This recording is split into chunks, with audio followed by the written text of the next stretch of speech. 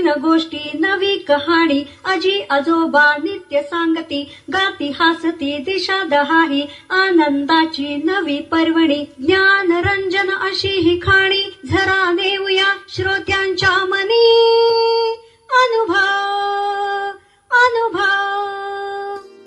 आपण ऐकत आहात जनसेवा फाउंडेशन प्रस्तुत पॉडकास्ट अनुभव 2.0। भारत सरकार आणि राष्ट्रीय सामाजिक संरक्षण संस्था, सामाजिक न्याय व सबलीकरण मंत्रालय आणि जनसेवा फाउंडेशन पुणे प्रस्तुत ज्येष्ठ नागरिकांसाठी पॉडकास्ट अनुभव 2.0। प्रकल्प समन्वयक डॉक्टर आर श्रीधर आणि Ashish Tiwari, programme producer doctor Vinod Shah आणि गणेश डावळे। ज्येष्ठ नागरिकांच्या समस्या, प्रश्न आणि मार्गदर्शन यासाठी टोल फ्री एल्डरली लाईन क्रमांक 14567, टोल फ्री हेल्पलाईन क्रमांक 14567 अर्थात 14567 यावर सकाळी 8 ते रात्री 8 या वेळेमध्ये संपर्क साधावा। श्रोती बंधू भगिनी, मी पुणे मनपा येथून सेवानिवृत्त असलेली शिक्षिका सौ सुजाता टोके। सेवाकाला शालाबाह्य कष्टकरी मुलांना शैक्षणिक प्रवाहात आणण्यासाठी धडपड करण्याचं वेळ होतं आणि सेवानिवृत्तीनंतरही त्यात खंड पडू दिला नाही। तसेच 2001च्या राष्ट्रीय जनगणनेच्या कार्यात उत्कृष्ट कामाची राष्ट्रीय स्तरावर दखल घेतली गेली आणि 2005 साली अनपेक्षितपणे राष्ट्रपती पुरस्कार प्राप्त झाला। याचं खूपच आनंद मिश्रित कौतुक वाटलं। या सर्व शैक्षणिक सामाजिक प्रवासात अनेक दिग्गज नामवंत साहित्यिकांच्या साहित्याची तोंडओळख झाली। त्याच मराठी साहित्य सागरात कवयित्री बहिणाबाई चौधरी यांच्या रूपाने काजरामर साहित्य प्रभेचं लेणं लाभलेलं कमळ उगवलं ते मला अधिकच भावलं। कारण अनेक विद्वान व्यासंगी प्रतिभावंत साहित्यिकांच्या मेळ्यात हे एक निरक्षर साहित्यरत्न मनावर ठसा उमटवल्याशिवाय राहत नाही। मराठी साहित्यात बहिणाबाई चौधरींचे योगदान खरोखर हिमालयासारखं उत्तुंग आहे, यात शंकाच नाही। जळगावपासून जवळ असलेल्या असोदे या छोट्या खेड्यात जन्मलेल्या बहिणाबाई 13व्या वर्षीच लग्न होऊन जळगावच्या चौधरी घराण्याची सून झाल्या। एकत्र कुटुंबात सर्वांचं प्रेम मिळालं, पण तरुणपणीच 3 मुलं पदरी असताना वैधव्य प्राप्त झालं आणि दुःखाचे चटके बसायला लागले। घरात शेतात अहोरात्र राबताना येणाऱ्या अनुभवातून त्यांच्या ओठातून काव्याच्या ओळी जसं जात्यातून पीठ पडावं तशा घरंगळू लागल्या आणि हे काव्य होऊ शकतं हेही त्या जीवाला काय माहीत होतं। पोटातून ओठात उतरलेलं हे काव्य त्यांचे धाकटे पुत्र सोपानदेव यांनी अक्षरबद्ध केलं आणि म्हणूनच हे अजरामर काव्य साहित्य प्रांगणात अत्युच्च शिखरावर पोहोचलं आणि आपल्या मनाच्या गाभाऱ्यात विसावलं।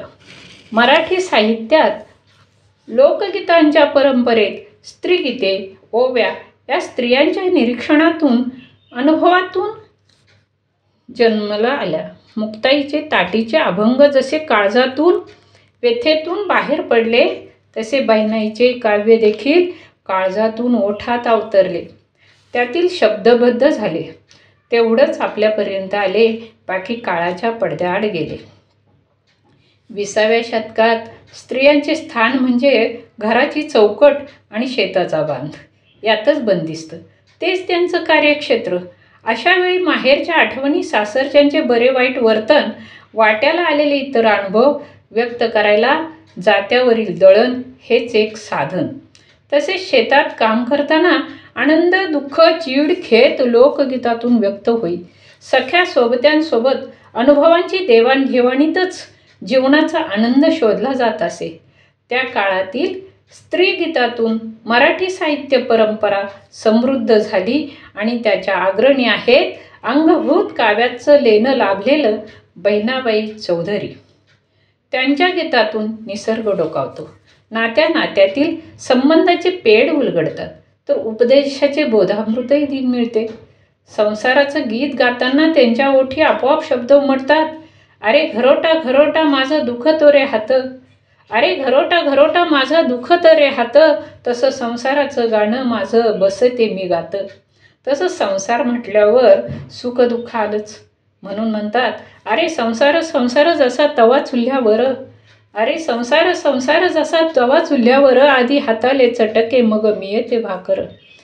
खानदेशी लेवा गणबोलीतून सहज साकार झालेली ही रसाळवाणी संसाराचं जिवंत चित्रच उभं करते.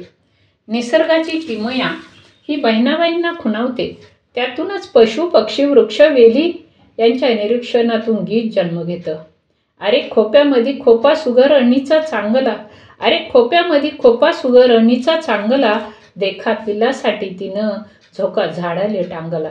यातूनच आपल्यालाही बोधामृत पाजायला त्या विसरत नाही. तिची उलुशीचं चोच तेचं दात तेचं ओठ, तिची उलुशीचं चोच तेचं दात तेचं ओठ, तुला दिले रे देवानं 2 हात 10 बोट.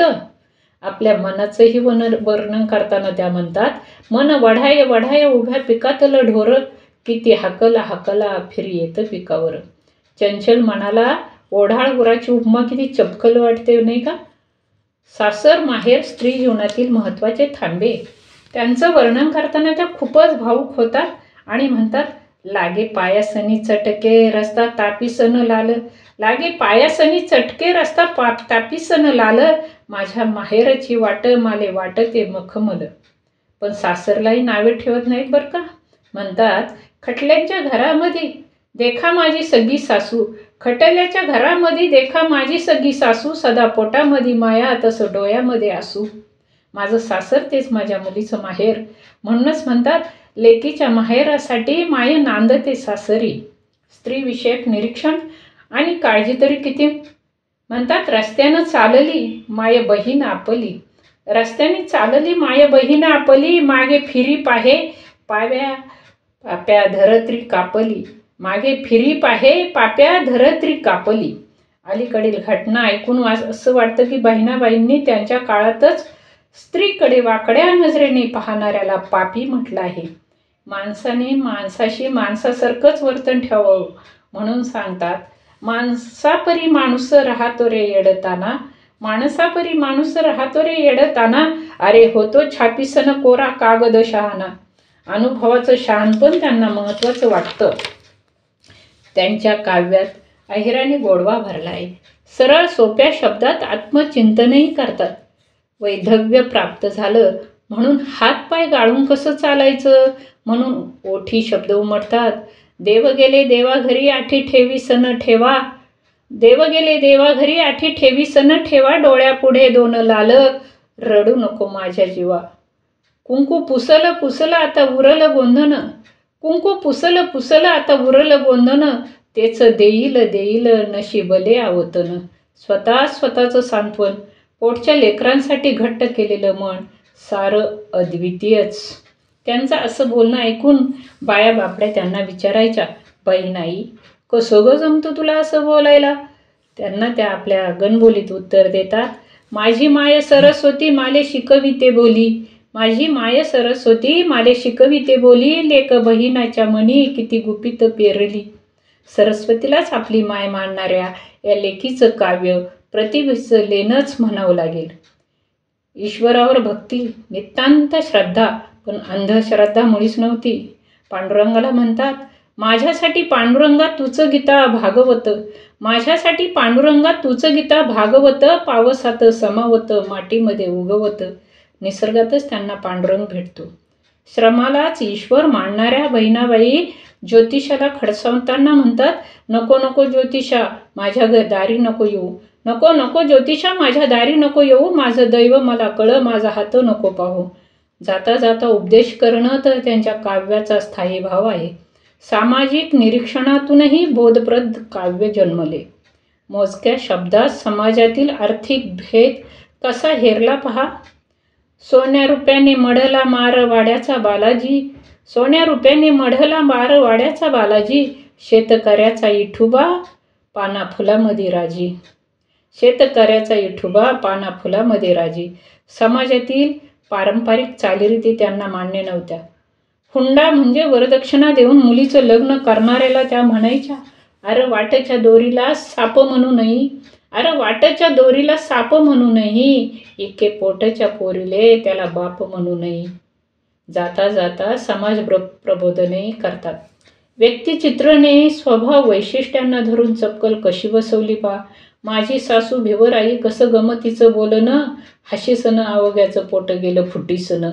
नाव ठेव अवघ्याला करे सर्वांची नक्कल, हसता हसता शिकविते रे अक्कल. सरळ सोप्या शब्दरचनेतून जे जगायचं तेच बोलायचं हे बाईंना माहीत. भोळ्या भापड्या भावनांचा आविष्कार त्यांच्या काव्यात आढळतो. त्यात ताल लय साधताना अक्षरे कमी जास्त झाली तरी त्यांच्या काव्याचा रस कमी होत नाही, उलट अधिकच वाढतो. स्वर लय ठेका यांचे उपजतच ज्ञान त्यांच्याकडे होते. कोणी गाणी म्हणताना टाळ्या वेड्या वाकड्या वाजवल्या तर ते त्याला दम भरत आणि म्हणत, अरे बदक देखील एका लयीत पावलं टाकतं, तर एकसारख्या टाळ्या वाजवायला तुझ्या बापाचं काय जातं. गद्यात देखील गेयता आहे पा. बाईंचं काव्य म्हणजे चौफेर निरीक्षण, अवलोकन आणि अनुभवांचा परिपाक आहे. केवळ दैववादी नाही तर ध्येयवादी होत्या. मानवतावाद, समतावाद, समाजवाद, ध्येयवाद त्यांच्या काव्यात त्यांच्याही नकळत काव्याचा आत्मा बनलेले पाहावयास मिळतात. त्यामुळे त्यांचं काव्य आपल्या जीवनाचा आरसा बनून जातं. द्वैतातही अद्वैत नकळत शोधलं जातं. त्यांच्या मोठ्यावरच्या गीतातून तो संदेश मिळतो. एरीत दोन मोठा दोन्हीमध्ये पाणी एक, एरीत दोन मोठा दोन्हीमध्ये पाणी एक, आडोयाले कणाचाक दोन्हीमध्ये गती एक.